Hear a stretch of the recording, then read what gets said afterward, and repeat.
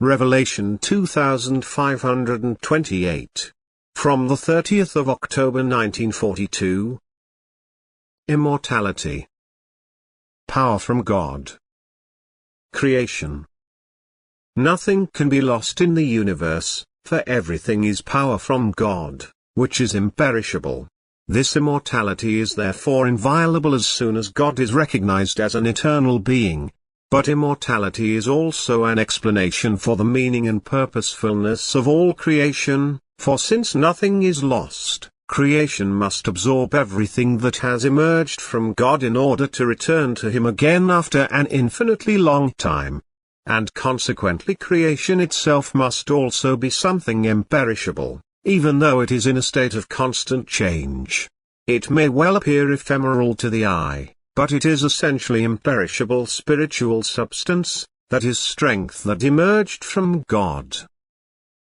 God's will shaped this strength into something tangible, and His wisdom and love gave this tangible a purpose, because every strength has to change into activity if it is to become effective. Thus creation is also in perpetual activity, it does not remain in lifelessness but testifies to constant life because it contains the power emanating from God which drives it to constant activity. Only apparently is the activity inhibited, that is reduced to the minimum, and that in the works of creation which are visible to the human eye as solid form, as rock. Nevertheless, this form is also in constant activity, for it too does not remain in the same state but is in constant change. Any change, however, is not a transience of the old, but this remains in its original substance, only forms itself anew.